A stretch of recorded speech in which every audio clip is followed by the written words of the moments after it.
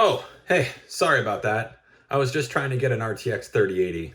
If you've had the same luck as me, you haven't found any of these cards or processors. So what do? Suck our thumbs? Complain about it on the internet? A little bit of both. Today I'm going to show you a build that will let you play today and get ready for when these cards get caught up with demand. This video is primarily for someone who doesn't already have a gaming PC or has a really outdated one and everything needs to be replaced anyways. This plan I'm presenting does not come free, and you may not even think it's worth going through the hassle. I don't like scalpers, so I will not be taking the easy road and going to eBay. I also intend and hope that I can sell the temporary CPU and GPU for something close to what I paid.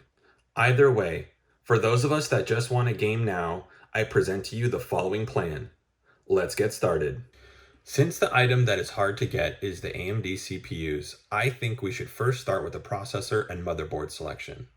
One of the most important specs we want to make sure we get is going to be the X570 chipset.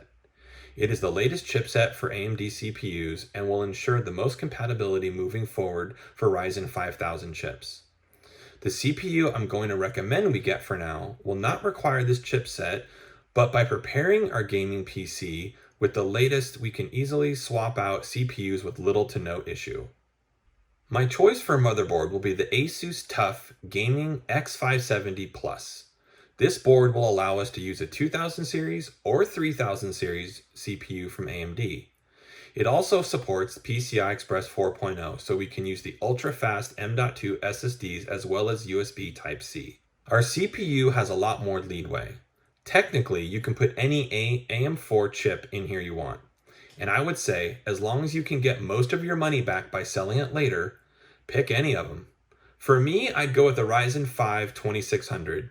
It's cheap at $150, and it sits at the top of the charts on CPUbenchmark.net as the best value CPU. It comes with a heatsink, and you should get most of your money back selling it later. For memory, this one is about preference of how much you want and what your budget has left in it.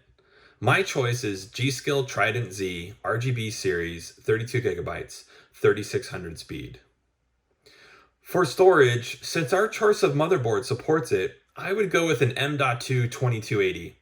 My choice for storage is the crucial P1 2TB. This does not support the PCI Express 4.0, so I won't be getting the fastest storage speeds possible. But as of now, I'd prefer larger storage than the fastest storage. That brings us to the video card. Just like the CPU, the GPU can really be any card that you think you can get most of your money out of it later. We want something that you can play games with, but obviously we are waiting on an RTX 3080 to play them great. For the time being, we need to choose something that will get us by, but not break the bank. Again, I refer to videocardbenchmark.net. And when we view the best value chart, we find the GTX 1650 Super at the top. Any of the top 5 will keep you under the $200 price point, and you should be able to get most of that back later by selling the card. My choice for now would be the Asus TUF GTX 1660 Super.